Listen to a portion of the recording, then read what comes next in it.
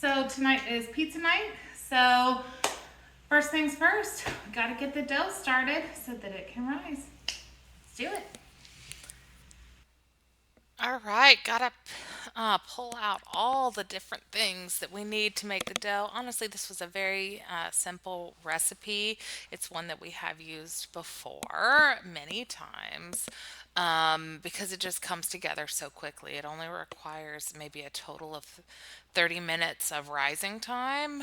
Um, so, got out my flour. I'm doubling the recipe, so that was 2 cups of flour and I think 3 teaspoons of sugar, a teaspoon and a half of salt, followed by enough garlic powder and basil to season to your liking.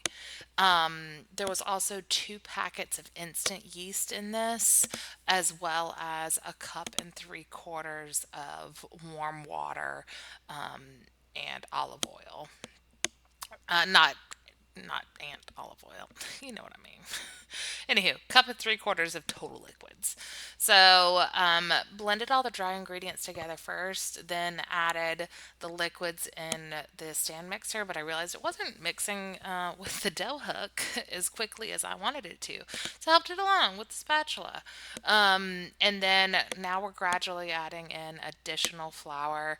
I want to say I added maybe 2 to 2.5 cups worth of total extra flour in order to get it to the consistency that I preferred it to be at. I did add that flour gradually as I could with my patience level. And while it was coming together, I did prep that bowl for the dough to rise in with just some olive oil in the bottom and down the sides. So here I am just checking again to see the tackiness of the dough. I didn't want it to be so sticky that I couldn't do anything with it. I felt that it was going pretty well at this point, but there were dry spots and wet spots in the dough. So I just went ahead and took it out of the mixer and kneaded it by hand the rest of the way to incorporate the dry spots without overworking it. I don't know. I felt that my mixer does a wonderful job. I love my mixer, but I just felt that it would be quicker and easier to just do it by hand. Then I made sure the oil was spread all around the bowl and on the dough itself too before starting in on my toppings. So I like onions, mushrooms, and peppers on my pizza. So that's what I'm prepping first because I do cook the onions and the peppers, or the onions and the mushrooms before I actually put them on my pizza. Sorry, I'm misspeaking so much. It's late, y'all. Apologies. But I decided to work smarter, not harder, and just bring the cold pan over to the prep area. Because why keep going back and forth to the stove? Didn't make any sense. So, chopped up all of my vegetables and the ends of the mushrooms and like the skin of the onion, I did save off to the side and put in the freezer for vegetable stock. So I'm just going to saute these until they are, you know, lightly golden brown. I don't move them around too much because I want them to get that deliciousness. Now, I did salt these because I am the only person who eats the mushrooms and onions, and I am not sensitive to salt. So I think the salt helps them, also release moisture so that they can get that little caramelization going.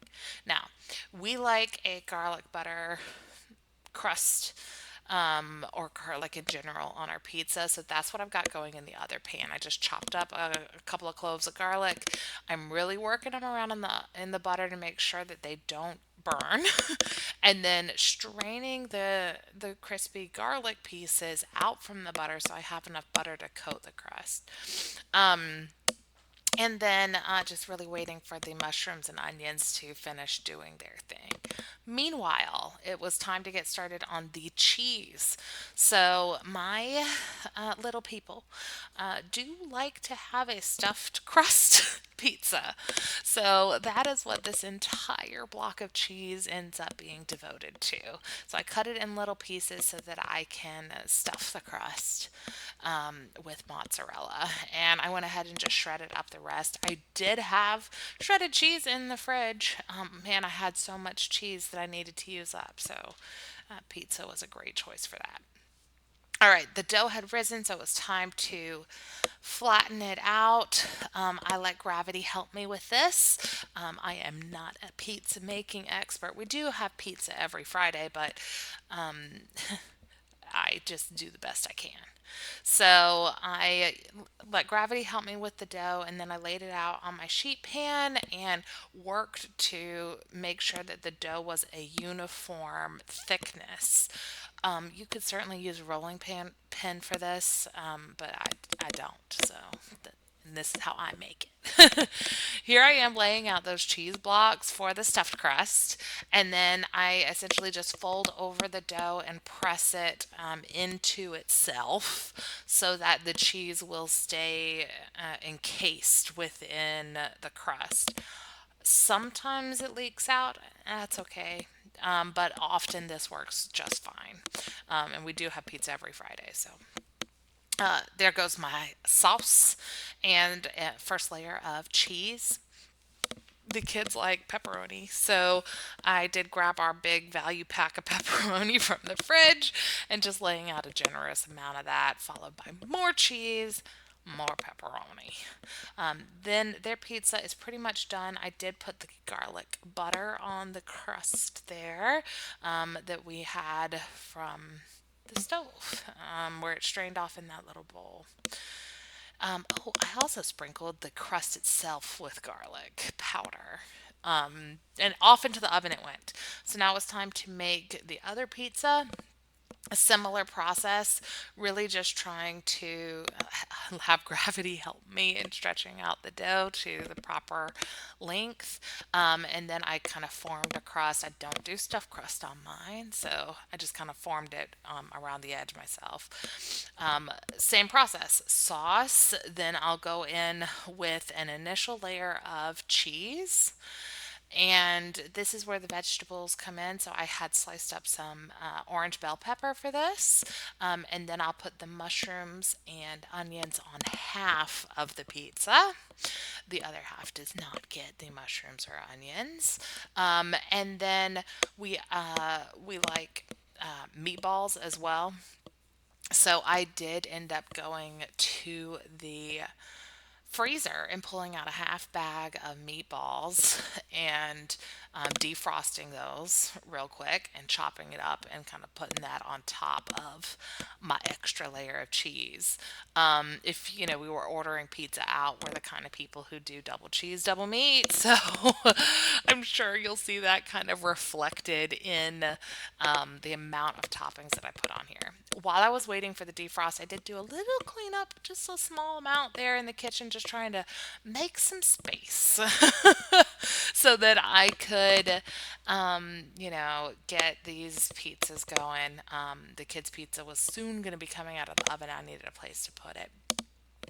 Here I am just putting on the last of the toppings, the meatballs for this pizza. And then we are ready to see the first one come out of the oven. So I do let it sit out of the oven for a little bit. I use that time to chop up some oranges for their plates. And then I slice the pizza because I always make ours oblong like that. I usually cut a weird square piece out of the middle. And then the regular triangular pieces on the sides. So dished up their plates. They also had broccoli as their vegetable for tonight. Another just pantry item from the freezer. And I had to consult with spouse to see which pizza he wanted. And then one of the kids wanted the leftover meatball, so I cut that up. The cleanup wasn't a lot. I can't even lie. I filled the dishwasher. I still have some to do. So if you plan on making this, just be aware it's going to take a little bit of time to clean up, but man, it's worth it.